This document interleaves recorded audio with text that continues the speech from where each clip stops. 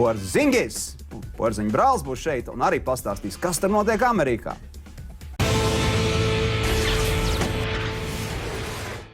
Lietuvieši par savu basketbolu vēsturī saka, un tad atnāca Sabons video. Mēs savukārt domājam, un tad atnāca Kristaps Porziņš. Mēs parunāsim par divām spēlēm, kas paliks vēsturē, bet paliks ar spožiem burtiem, ar cipariem valdīs. Charlotte Hornets. Tas ir šonedēļ. Pagājušā nedēļa. Dabūja no mūsējā 29 punktus ierīt, un Houstons Rockets dabūja 24. Te mēs redzam spēli no vakara, kurā Madison Square Gardenā New York Knicks iznāca formās, kas bija 50. gadu. Tās slavenās komandas, kas 3 reizes spēlēja finālā, tāpēc ir tāds īpatnēja tā forma. Bet paskatāmies uz mūsu īpatnējo basketbolistu. Jā, bet šitās kustības mēs neredzējām Spānijā. Mēs viņus neredzējām. Tad, kad Kristaps mēs to redzam tagad, kādu darbu viņš ir ieguldījis šajā laikā, tāpēc, kad, un ko amerikāņi skatās? Amerikāņi jau pēc šīs kustības, viņiem interesē, uz ko te viņš tur, teiksim, būs bīstams, ja? Un, teiksim, visi tie jaunie gājieni, to visi zina, ka viņš var iemest, to mēs visi redzējām pirms drafta. Rociņa mīkstas. Jā, to mēs redzējām, tas, ka viņš var uzlikt blokšotu un var izcīnīt bumbas, ja? To mēs visi zinām, ja? Bet tas, ka viņam parādās tehnikas jaunu elementu, to mēs arī papētīsim, ja? Un paanalizēsim, kur ir cīņa pie groza, redzam, viņš, teiksim, ir... tas basketbola talants viņam ir. Un kas ir Amerikā labi? Amerika ir tas, ka viņi pilnveidot māk. Eiropā to nemāk. Bet Amerika māk, tāpēc, ka viņiem tur ir 11 asistenti. Jā, viņiem ir video, varbūt tāds, tas skautings ir tāds, kas vispār mums te Latvijā pat tūmā. Viņiem ir cilvēks pielikts un viņiem analizē katru sīkumu, ko viņš gan dara uzbrukumā, ko aizsardzībā un tā tālāk. Gunti, aicināsim mūsu kolēģi. Vēl tu teici, ka jauni elementi rādi. Mēs pirmkārt redzam New York Knicks uzbrukumu. Redzam, ka Carmelo Anthony, līderis, postā saņem bumbu, bet paskatāmies, kā sēdz šeit Kristaps.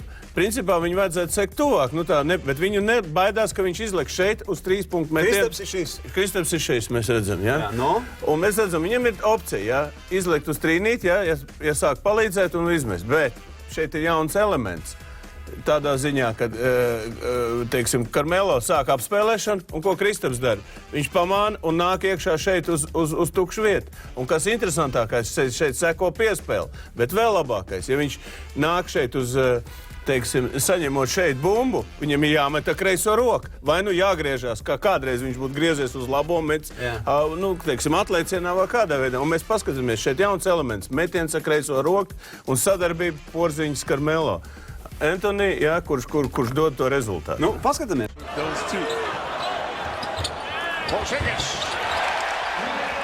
Jauni elementi, ko mēs neesam Spānijā arī redzējuši. Un valda kāds secinājums? Mēs secinājām vienu, mēs redzam, ko viņš dara treniņos. Tas ir treniņos, viņš ir milzīgi darbi dara, un mēs varam redzēt to viņa epizodi. Tas ir no treniņa. Mēs redzam un metiens ar kreiso. Un ļoti precīzi izpildīts, jā. Un šeit tas jau dod rezultātu. Jau 14 spēles ir nospēlēts. Un jauni elementus mēs redzam, viņi spēlē punktu gūšanā. Tikai 14 spēles. Jā, tikai 14 spēles, jā. Elements mēs pamanījām tehniskos dažādību. Houston Rockets spēlē. Mačā pret Houston Rockets 24 punkti. Jā, bet šeit viņš bija ar blokiem. Šeit bija tas ir viņa, kā saka, Zirdziņš. Jā, Zirdziņš. Tas ir tie bloki, jā, un viņš pat uzlika pašās beigās tieši Hardenam bloks. Un tas ir viņa spēks. Un kas interesantākais, ka Ņujorkā aizsardzība ir 4. līgā ar Porziņu, bet 23. bez Porziņa. Tā kā tāda, es domāju, ka Eiropā vispār tāda statistika mūžā nebūtu pieminējuši. Šeit analizē katru sīkumu, jā, un tas ir ļoti patīkami, ka viņš tieši plusā iet. Un viņam ir parādījusies stabilitāte metienos, tāpēc, ka viņam ir pārliecība pašam parādījusies. Jā. Un līdz ar to metiens arī, un viņam dod pat iekšā, mēs redzam tādu āķi, kas, Jāņa Krūmiņa laikos met pēdējais. Jā. Bet neko nozīmē parādījusies, viņam šī pārliecība pieaug. Viņam pieaug, bet, tu zini, NBA tas nav tomēr... Viņš nekad nav pazaudējis to pārliecību, tā varam teikt. Bet neviens vairs nerunā par kilogramiem vēl. Jā, kilogramu nav vairāk vajadzīgi klāt, vai ne? Un viņš nevarēs tur izstumt. Bet interesantākais, ko Amerikā tagad runā, kam te viņš ir līdzīgs? Jā, no Vickas, jā, tur nosacīt, jā. Klausies, kam viņš ir līdzīgs šitam te klaunam. Gunti, kas notiek raidījuma laikā? Kas notiek? Ko tu tur... Es, piemēram, vispār pazaudēju pavadienu analīzē, jā, jo valds pateica, ka Carmelo stāv postā. A postā nozīmē pastā, un neko es nesaprotu. Tieši tam, arī valda taisnība. Gunti, atvainojos, ka es tev... Kurā, Latvijas vai Amerikas pastā? Tagad domā. Bet mēs pieminējām Sabonu, lai Guns paliek ar savu domu. Mēs pieminējām Sabonu. Tu vari pateikt atšķirību amerikāņiem, kā Sabons spēlē jaunībā? Es teikšu tā, ka es tagad vēl pavēroju video, kā viņš ir kādreiz spēlējis. Ja? Nu, es varu pateikt tagad skaidri un gaiši. Mums tagad ir savs Sabons. Mums ir savs Sabons, jo kādreiz viss teica, Latvija nekad nevar augstu spēlēt, tāpēc, ka mums nav Sabons. Ja? Kādreiz jau 20 gadus tā ideja Vairāk, bija. Ja? Bet tagad mēs redzam, tie tādi paši metieni, tādi paši vījība, ja? Tādi paši danki. Ja? Viss pilnīgi ir, ja? kas ir līdzīgs ļoti. Fiziski spēcīgāks Sabons. Nebija manas mazliet. Pasties uz viņu figūru. Tāds pats. Pilnīgi tāds pats. Jautājums, ka viņš nenormāli jūt to spēli. Viņa ir savādāks, frizūra citu Ūs nav pareizi. Es domāju, ka Kristapam vēl laiks būs. Viņa varbūt vēl neaug. Par ūsām arī runāsim pēc brīža, ka pie mums vēsosies Kristapa brālis, kas uz mirkli ir ieskrējis Latvijā.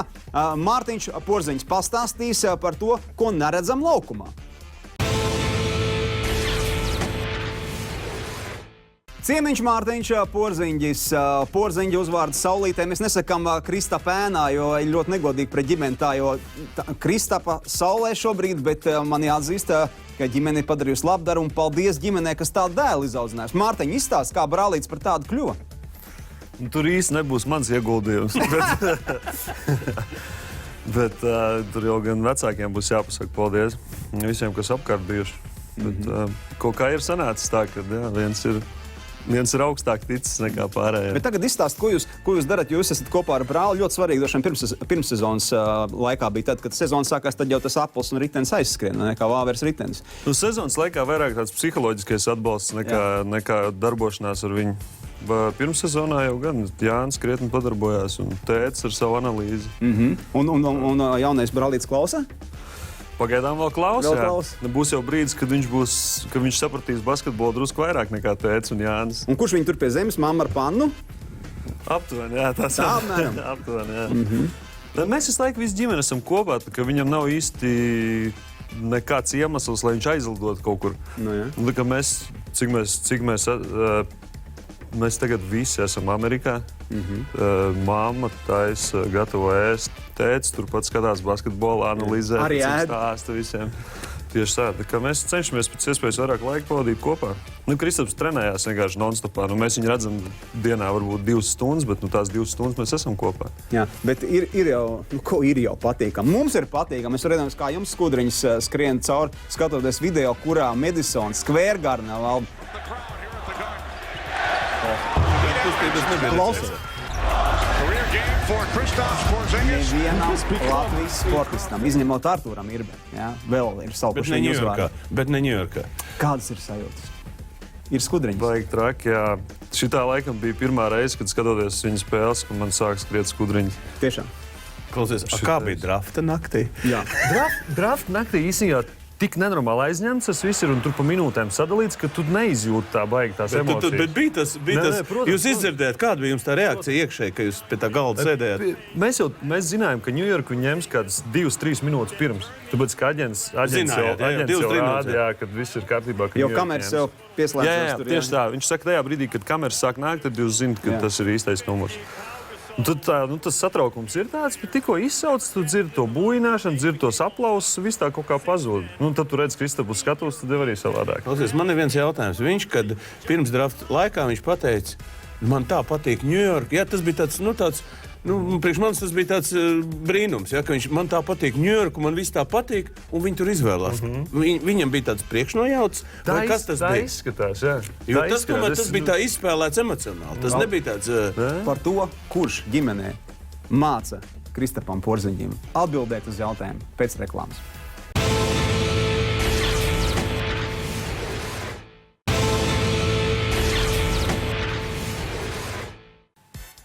Brālis Mārtiņš Porziņģis turpina stāstīt par Kristapu Porziņģi.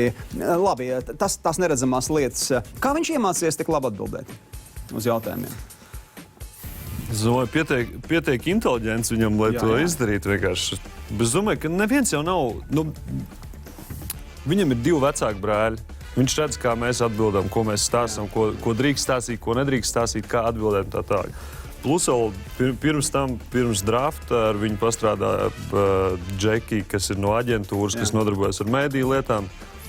To tu ātri vien iemācies. Un tad, kad tu pieļauj kādu kļūdu, ka tev ir realitātes pārbauda, tad tu tā ir. arvien vairāk. Viņš drafta naktī, kad viņam pateica par to, ka, teiksim, nosvilp, viņš teica, sāk svilpt, viņš teica, jūs nenožēlosiet, ka jūs esat man izvēlušies. Kas to iemācīja viņam? Tas viņam nāk kaut kur no iekšā. Viņš tik pārliecināts ir. Bet tas bija visiem šoks. Tādā brīdī visi padzīti tā kā zem tā galda. Viņš pasaka tā uzreiz visu, kas tas ir kaut kas. Valsts ir izbrīnījies, un Gunts arī visu laiku tur vaļā. Bet kas jums pašiem ģimenē ir tas pārsteigums Kristapa sakarā? Pēdējā pusgada laikā runājam par to, jo līdz drafta naktī tā ir viena pasaule, un pēc tam jau ir cits kaut kas. Kas ir tas pārsteigums, kurā viņš tagad ir ierauts? Laikam, es pat nevaru pateikt, man nav neviens pārsteigums. Man nav tā, ka es uz kaut ko skatu. Labi, man bija pārsteigums, kad viņš pārcita pāri Oldridžam. Tas bija vienīgais pārsteigums. Bet tā, es skatos uz viņu, kā viņš atbild uz jautājumiem, kā viņš trenējās, kā viņš to visu dara. Bet tas vienkārši viņam pirmkārt gēnos ir, otrkārt viņš piedievoši gudrs ir. Jā. Man nav bijis tā, ka es Kurien šī gudrība ir gūta? Jo salīdzinoši jauns viņš aizskriena vai tiek aizsūtīts tā kā trimdā, kā Rainis sūtīja uz Šveici, tā šo aizsūt uz Spāniju. Jā. Es domāju, tā basketbola gudrība ir no tā, ka viņš ir tik jauns jau bijis basketbola sistēmā un pietiekoši labā iekšā. Un starp labiem. Tieši tā. Viņš ir ļoti garš. Garš. Ir viena lieta, ka jo tu garš un tu esi vēl tehnisks, ja? Kas būtu Porziņš, piemēram, 1,98 m? Labs jautājums. Viņš ir 2,20 m, un tikpat tehnisks. Kas būtu Porziņš 1,92 m basketbolā? Nekas. Nekur es esmu. Arī, kur viņš ir. Jā, tāpēc es saku, ka viņš ir tikpat tehnisks. Un tas pats, kas Saboniem. Ievies skaidrību, cik ir augums tavam brālim? Ar kedām? Ne, cik ir precīzi skaidrs, jūs esat mērījuši. Arī Kailu. Ar kedām ir 2,20 m. Bez kedām ir 2,18 m. Jā. Tā beidzot mēs zinām no pirmām rokām, cik viņš ir garš. Man tīk, kā Valds ir gatavojies šodien. Ja? Man ir jautājums, kur viņš samācījās, visu kā vajag teikt, pa kādu mūziku viņš klausās. Ņujorkā jau tas tā kā drusciņ tā kā triki, ja? Kas to mācīja? Filadelfijā pateikt. Jā. Tavu mūzikas galmu sāk rīt ar viņu mūzikas galmu? 50%, jā. Arī daudz, jā. Jā. Labi, ka nav 100. Man īsti labi. Mēs skatījām skaidrībā. Mamma ar kotletītēm, tēvs, loģiski, jā. Tā Jānim ar tur ir lietas savs. Un ko tu dari konkrēti? Mans darbs ir viss, kas ir saistīts ar mēdīju lietām. Jā.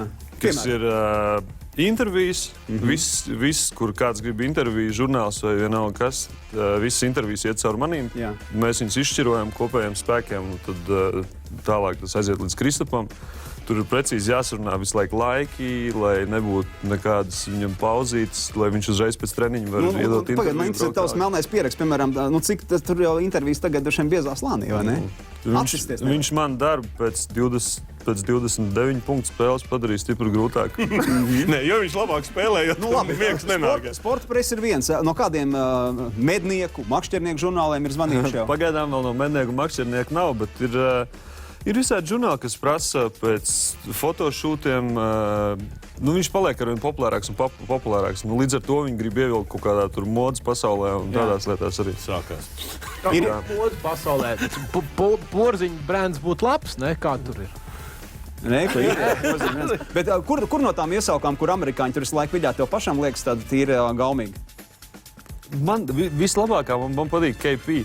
Jā. Bet KP ir kaut kas tāds tik virspusējs. Gribās kaut ko, kas ir vairāk tieši Kristapam veltīts. Bet es pagaidām neesmu neko labi dzirdējis. Bet parasti jau Šakils un Nils nāk klajā ar visām kaut kādiem jauniem. Gan jau viņš gatavojās. Zingers tas tā kā vairāk uz šujmašīnu velk tāds.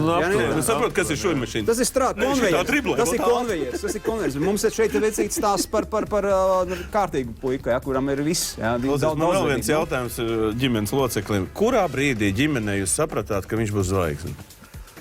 Kas zvaigzne, es domāju, ka mēs joprojām to vēl neapzināmies, bet viņš jau ir. Ne, bet kurā brīdī, kad jūs sūtījāt, jūs to redzējāt Liepājā, vai kurā brīdī? Es domāju, tajā, kad mēs ar Jāni sapratām, ka viņš spēlēs NBA, kad viņam bija gadi 17. kad viņš jau Seviļā lielajā komandā. Cik gados viņš bija Seviļā pirmo reizi? 15 gados. 15. Un tad jums nekādas nebija? Nē, mēs zinājām, ka viņš spēlēs basketbolu, bet nebija skaidrs, cik augstā līmenī viņš var spēlēt. Un nebija arī skaidrs, cik viņš garš var izaugt. Cik viņš izauga pēc gados vispār no tā? Tad, kad mēs pirmoreiz aizbraucām uz Spāniju, viņš bija Jāņa augumā. Aptuveni 2,02. Tā kā Sabonim, viņš ir izaugt tieši tajā laikā. Par sadzīves lietām, kur viņš var uz ielas parādīties? Nekur. Absolūti nekur. Nekur, vai ne? Viņš uz ielas viens pats nevar iet. Jo, ja viņu kāds apstādina, tad viņš tur paliks 20-30 minūtes parakstoties. Skriņķī un viss tur karā. Mēs ejam vienmēr kopā. Tad, vai nu Jānis vai es, mēs ejam ar viņu. Jā. Un tad mums ir jābūt tiem sliktajiem puikām, kas saka, ka nebūs. Ja? Bet varbūt viņam drīz būs miesargi jāņem. Vai Ņujorkas Niks nav miesargs piedāvāts? Protams. Ir, protams. Viņi piedāvā miesargs kaut kādā vakariņā sevi, bet bezjēdzīgi. Tas ir tāpēc, ka viņš ir tik garš, ka viņi pamana tāpat. Ja tu esi maziņš, tev ir miesargs. Tas nevar uzvilkt. Nav tā, ka viņš var ieliekties un paslēpties. Kur brālis pērk apģērbu? Tur ir lielie veikali. Nav variantu nopirkt. Nav pat jau viņam. Vispār neko. Visu viņam šuja. Bet viņam gulti jau var uztaisīt nesen. Gulti viņam uztaisīt, bet tā gulti ir nenormāli liela.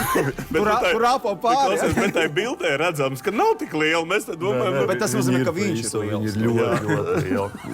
Jo tikko atbrauc to gultu uzstādījies, tā iekrit viņā, es domāju, tā kā istaba aptuveni. Jūs dzīvojat vienā mājā ar Henriku Lundqvistu, New York Rangers zvaigzni. Esat satikuši viņu? Esmu liftā viņam uzskājis vienreiz virsū, bet tā mēs sapazinušies neesam. Ne? Un pēc tās spēles viņš neko nevarēja, tad, kad uzskrēja virsū.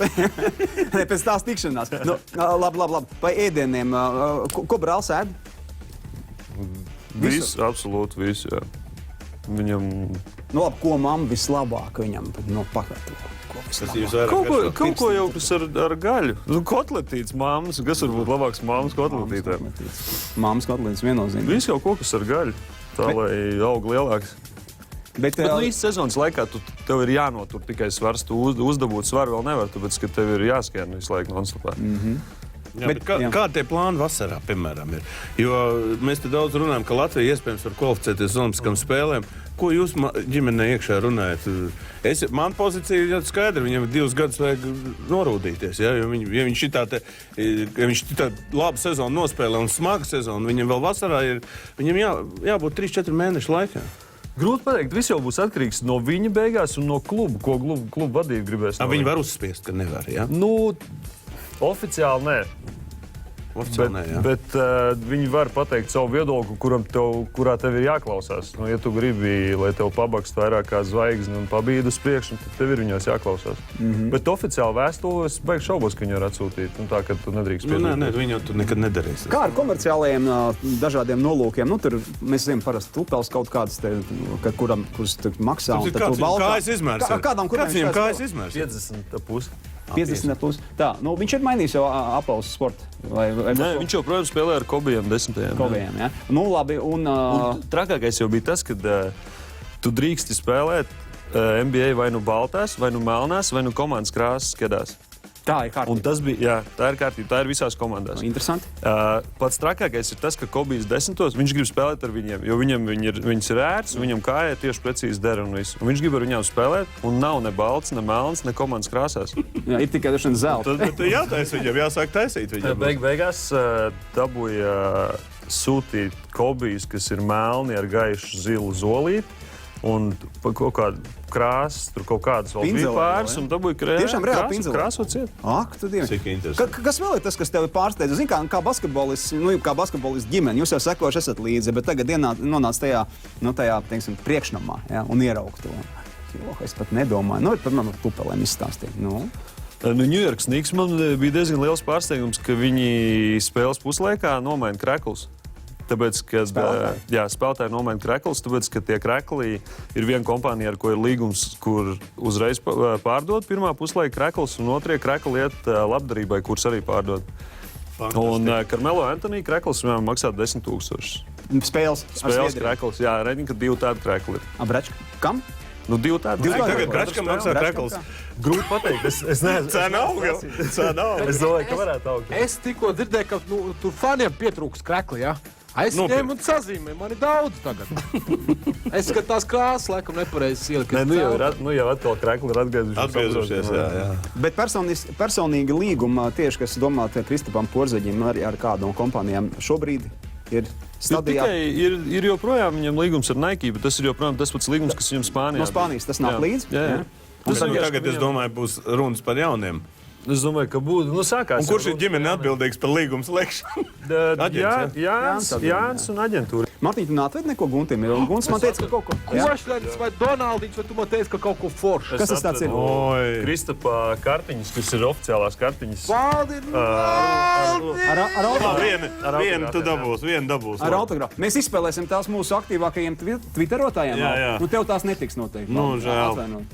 Tu tās nedabūsi. Mēs tikai varam nobildēt viņus. Nu, labi, iedosim Guntu. Ņēm.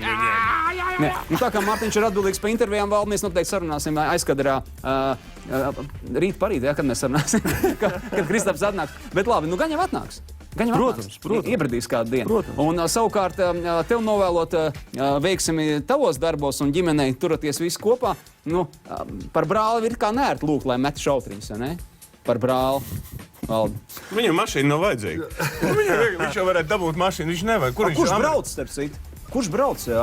Kurš vadā Kristapu? Viņš pats to baigi ielocās mašīnā. Nu, mēs mēģinām sadalīties, kā kur reizi. Vai nu Jānis, vai nu viņš pats brauc, vai nu Viņš pats brauc? Jā.